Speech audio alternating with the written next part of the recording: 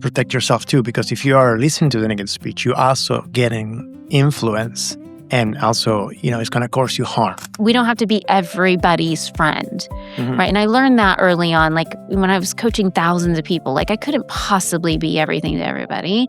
And so I think we have to be able to also say, you know what? Okay, I don't have to be the mean person, but I also don't have to foster this relationship that Exactly. isn't really serving me, right? Welcome to Enlighten Up with Christy, the podcast where you learn to choose yourself, rewrite your story, and create love, success, and purpose from the inside out. I'm your host, Christy, and here we go, beyond surface level change into real transformation.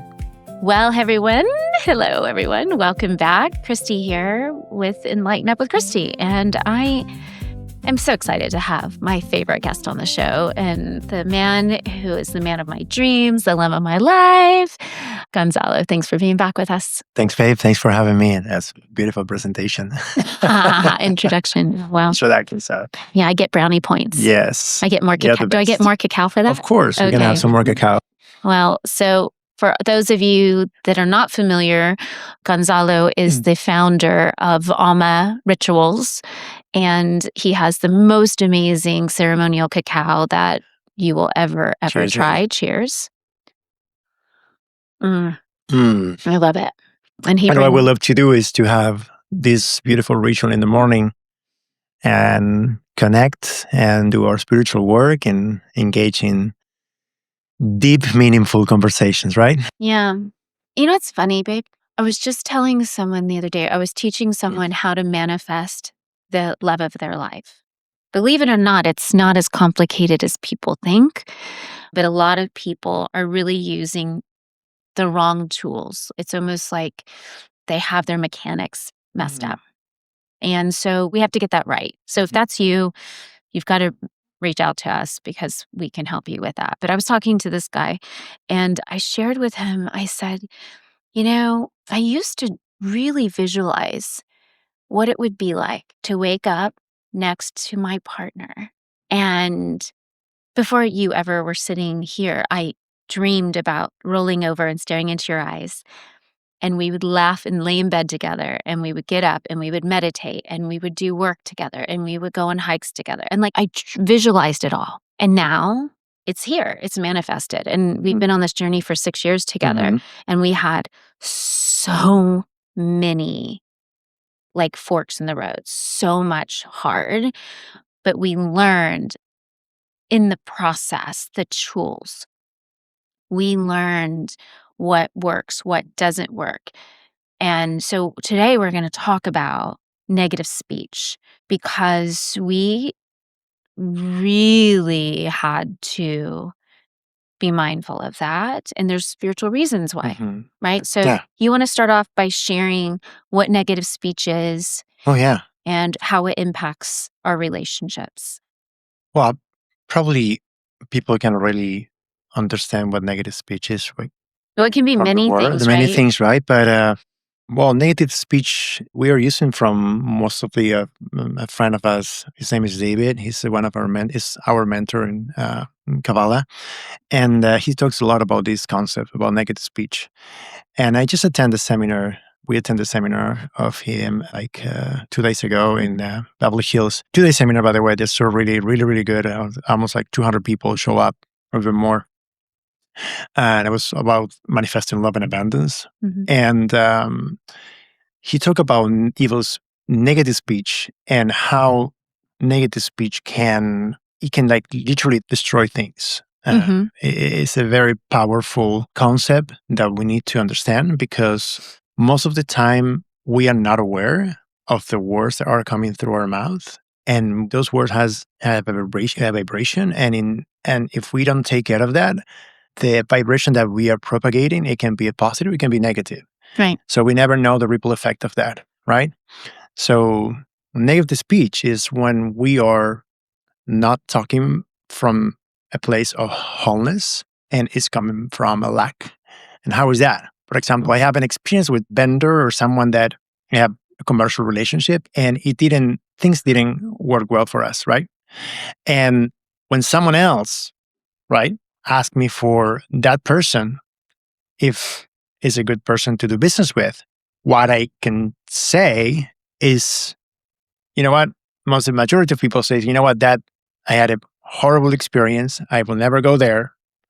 Or, try to be careful. That guy is going to rip you off or whatever. But those things, we are propagating negative energy through the field, negative energy. So the right way to say things and not talk in negative speech is when this situation happened, we can say, how was your experience with him? And we can say, I personally didn't have a good experience, but was just related to me. I cannot talk for You may him, have a different for him. experience. You may have a different experience. Okay. And is the same opinion without you casting a negative spell on someone. Onto someone. Because what happened?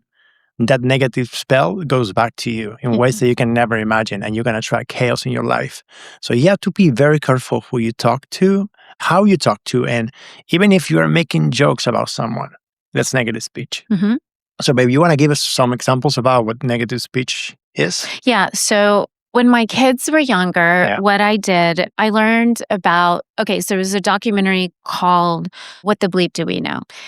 And they showed a rice experiment. And at the time, the kids were little and they were just always like saying negative things to each other. And so in this rice experiment, you take white rice, distilled water, you boil it, you cook it, you put rice in 2 jars, cover it with plastic. And we're talking about the same rice, same process, in two containers, but different containers. Yeah.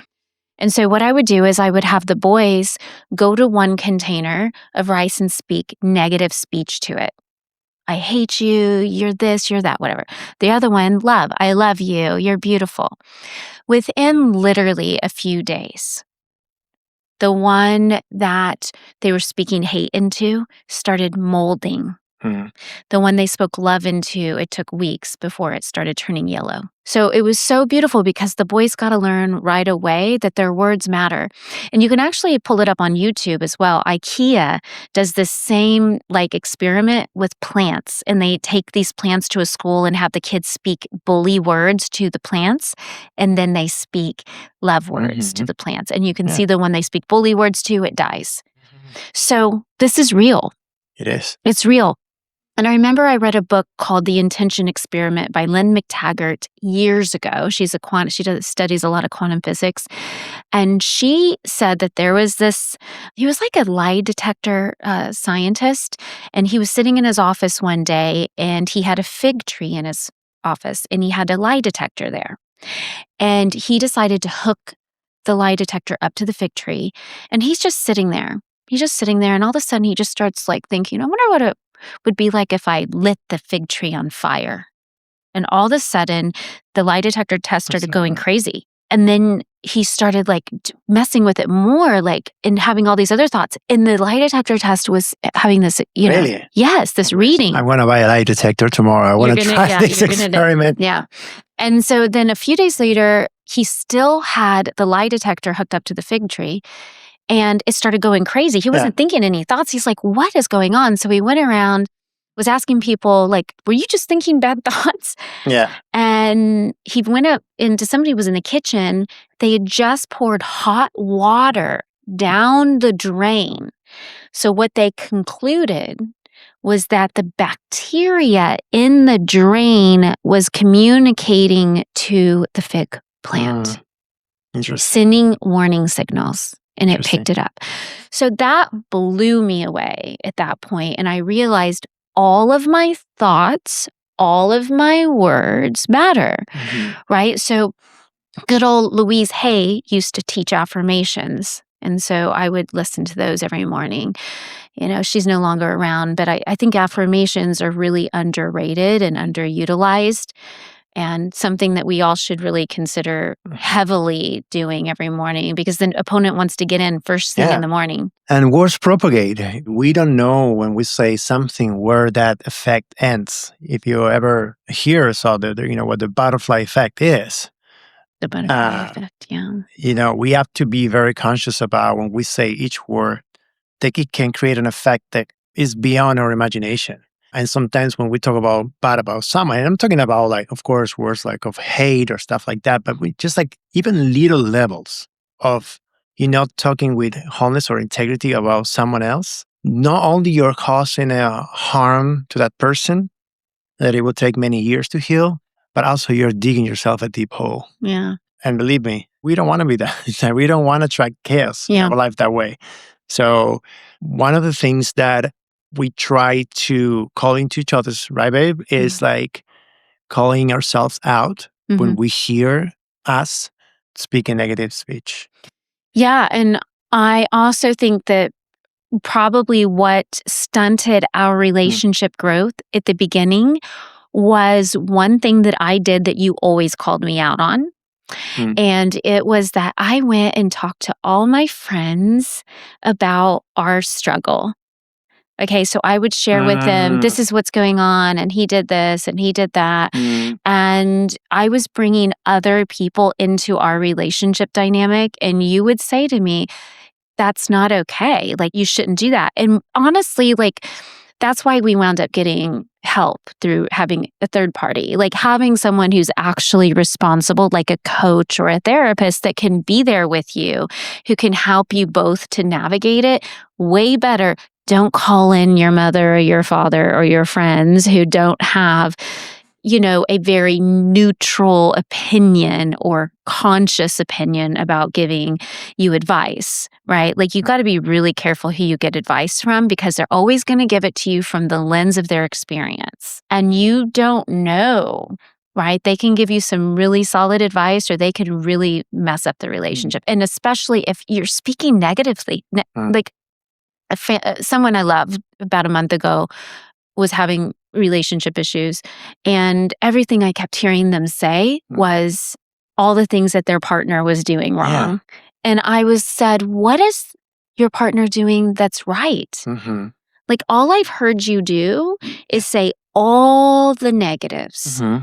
Like, if they're picking that up energetically right now. And that becomes I think it's like a repetitive pattern for many people that speaks negative speech. And I see them all. It's like people it's really, really negative. Like, it's like everything is a complaint, everything is bad, everything is like very negative, and words of hate, and even making fun of people at their own expense. Right? So how do you protect yourself against negative speech, right?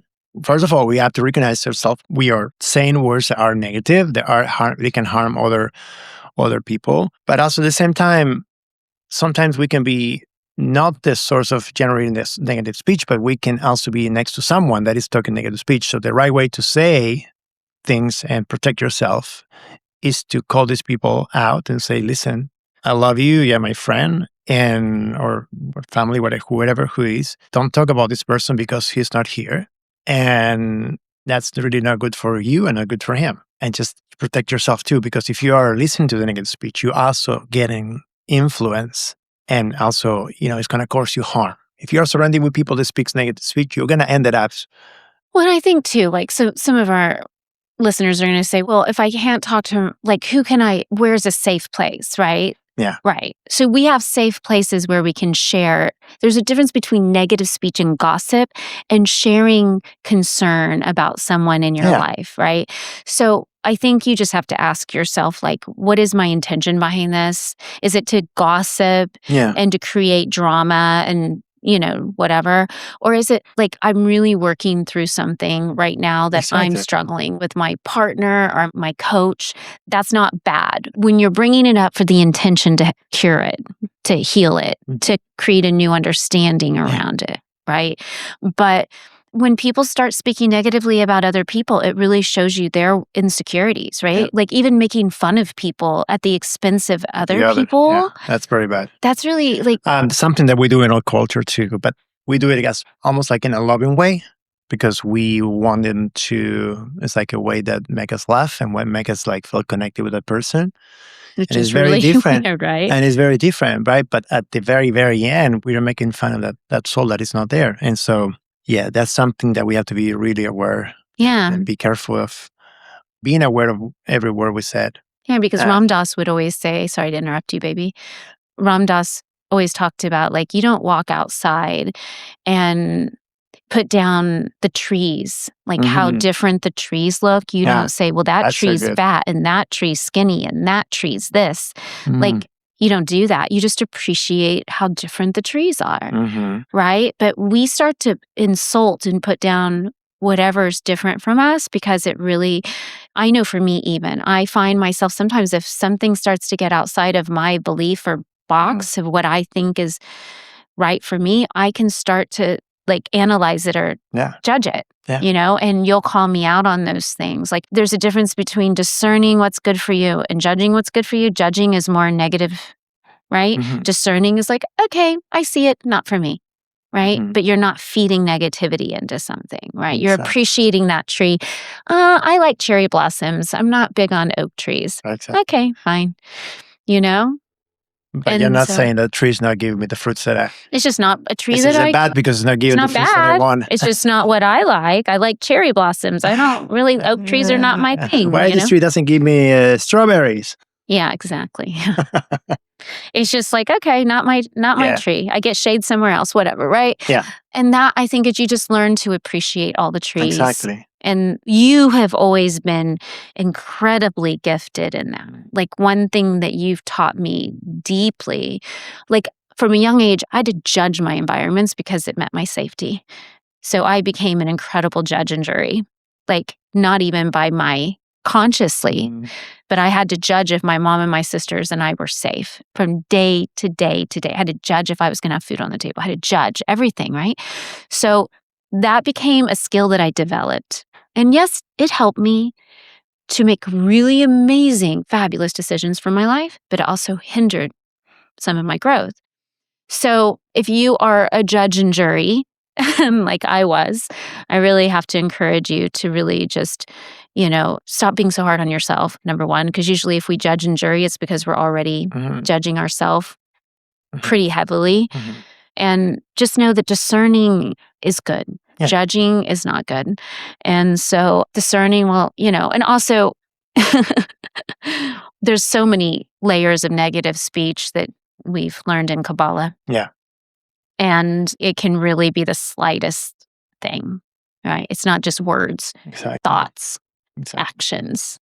But you said, well, we have to be mindful.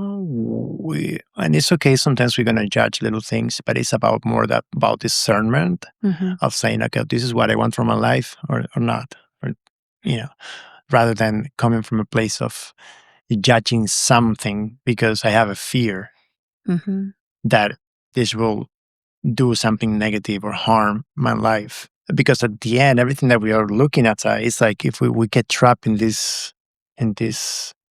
our ego, thinking that we are so different from each other. But what really is going on is that the person is just mirroring a part of us that we don't love. It's a part of us that we don't love. And the moment that you love and accept yourself, you just see that person that is judging you or doing something, that is not good for you. That is really it's just really what it is. It's another tree not giving the right fruits. And it's a tree at the end. Yeah. And it's an energy, it's a soul. I think it's great to have this, I think it's really important to have discernment, like what we like, what we don't like. And I'm also very mindful that I have a certain amount of time in this life to do what I want to do. A certain amount of people I want to do it with. And that's okay too. Right? Like we don't have to be everybody's friend, right? And I learned that early on, like when I was coaching thousands of people, like I couldn't possibly be everything to everybody. And so I think we have to be able to also say, you know what? Okay, I don't have to be the mean person, but I also don't have to foster this relationship that isn't really serving me, right? And that's one thing that I have to stay true to in my journey of just being true to myself and my needs. And also, I heard this today, and we're going to end after in just a couple of minutes. Is it taking energy from you? Like if something takes energy from you, probably not good for you, right? But if you feel like you're a better person after leaving someone, like you feel energized and like, fueled to go do better, that's great. That's right for you, right? Absolutely. And it doesn't mean your partner, because your partner is meant to be your... Absolutely. Well, the only exception is when two negative people get together. They probably feel right. That's feel actually better. true, babe. Feel better after. Yeah. But you know what? Even if I see it, I sometimes can feel like it's just feeding the ego. It's just feeding something that it's not real.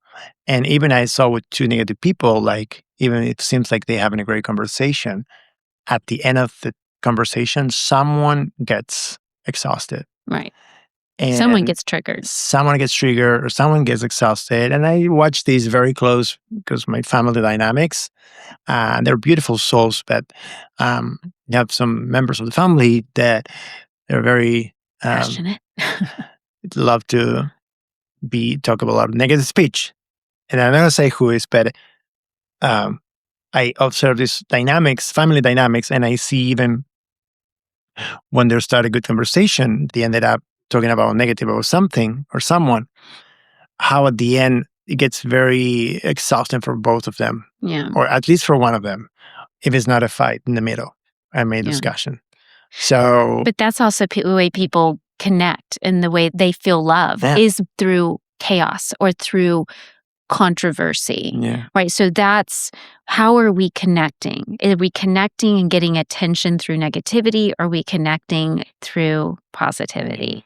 There's two distinct differences. And some, we just create a pattern, right?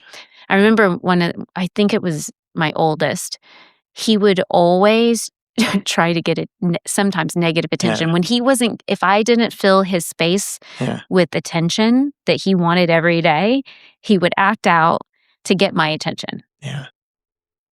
And that's how he got his attention. So we want to go to a place and generally love everyone. Mm-hmm.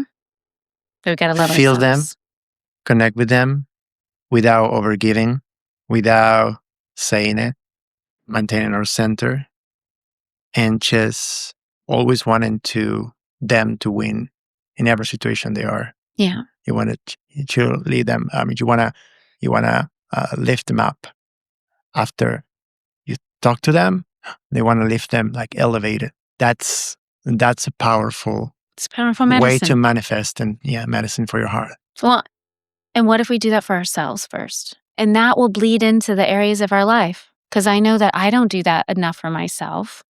I know you don't do that enough for yourself. You're great at doing it for other people. Like sometimes they're really good at doing that for other people, but we don't do it as well for ourselves. Like I've been more lately giving myself pep talks. And I think those pep talks matter.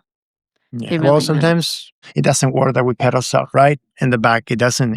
We need someone always to do that for us. That's a coach, a mentor, but also spiritual practices will do that. Music will do that. Listening to music and dance and moving, everything that makes you connect with love and feel your authentic self, it will lift that positive feeling and lifted energy. I love it. Yeah. Well, this was a great conversation. I'm so glad you came up with the idea to navigate this topic because I know we had negative speech with each other a couple of times, and actually once this last week when we both got triggered. And it doesn't mean you're going to be perfect, right? Like, even though we teach the stuff, sometimes we fall from grace, but we correct much faster and we make sure that we make the peace. So we're not encouraging everyone to be perfect because that's never going to happen. Okay. But, it does get better and eventually, will get better. It'll dissolve itself once you really do the work and master your words. Absolutely. All right. Amen. All right. All right, everyone. So thank you for being here. Love you all. We'll see you next time. Bye now. If this episode spoke to you, share it with someone who needs it. And don't forget to subscribe so we can continue rewriting your story with us. Until next time, choose yourself.